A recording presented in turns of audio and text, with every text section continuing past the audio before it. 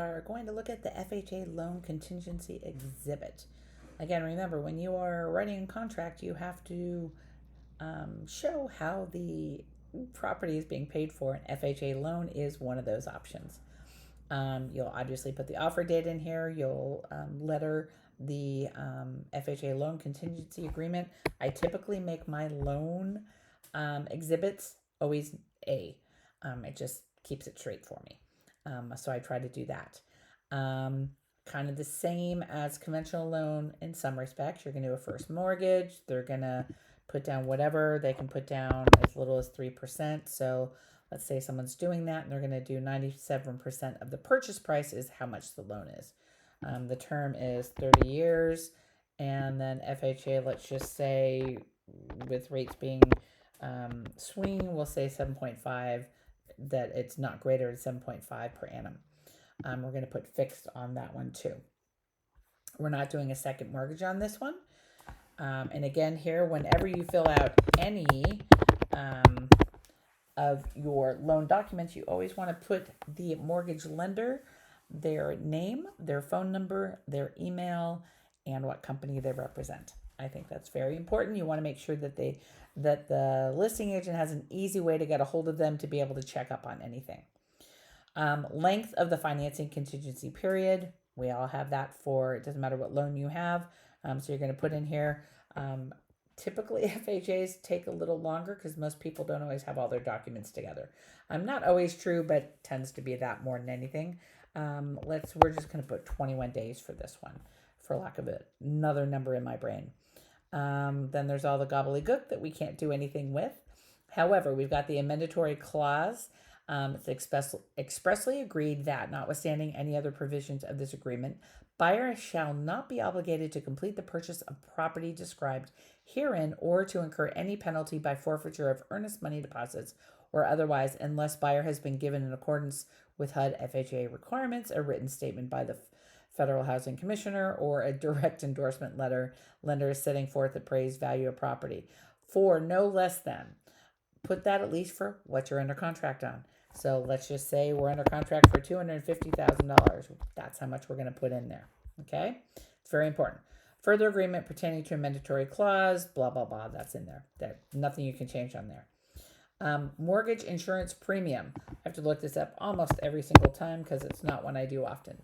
1.75% is the insurance premium on an FHA loan that will be paid by the buyer as follows. Typically, most buyers are going to roll it into the loan and the amount they're financing, unless for whatever reason they can't. But typically, that is going to be the answer. Blah, blah, blah. We're going to go down here to 16. Seller shall pay the following lender fees, tax service fees.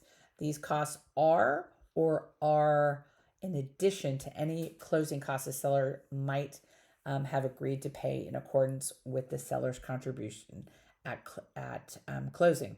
So if your seller is already giving you $5,000 in closing costs, and they didn't notice that they signed this document that you marked are in addition to any of the closing costs, they're going to have to pay $5,100 and whatever dollars.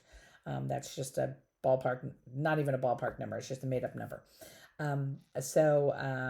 Think about that, how you do it. If it's a competitive offer, I typically will put are included, would be my answer there. Repairs required in FHA commitment.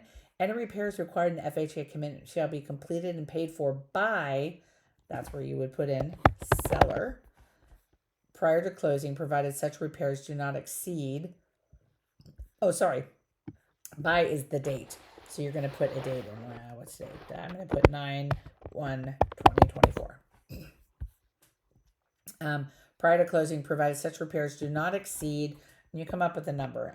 You can put like $2,500. You can put $500 or $1,000, whatever it is. Again, depending on how competitive it is, depending on what state of the house is, that kind of gives you an idea too. You're going to skip down here. The section may be obligated to connect to a public sewer. If you're buying a house that's on septic and there is public sewer in the area, that could be something that has to happen. However, it seems in Georgia, you're not always required to put that in, to connect to a public sewer. because that costs money and not everyone has to. So unless it's a mandatory public sewer situation, which is typically near some sort of waterway or lake, then more than likely nobody is going to have to connect to the public sewer, even if there is one. But again, you want to find that out from the seller. And as a buyer's agent, I would call up the county to double check on the property. You can call the planning department or the sewer department. Anyway, so you'll fill this out accordingly. Agrees to pay said connection not to exceed X amount, or buyer to pay X amount, seller to pay X amount, whatever that combo is. Or you can leave it blank because you're not doing either. Certification of arm's length transaction. If you recall from real estate school, an arm's length transaction means that I am not selling my house to my husband for $1.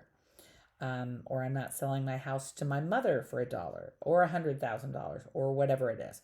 It means that the buyer and the seller are not related, and there's no relationship between the buyer and seller. So this is an arm's length transaction, as there is no relationship between.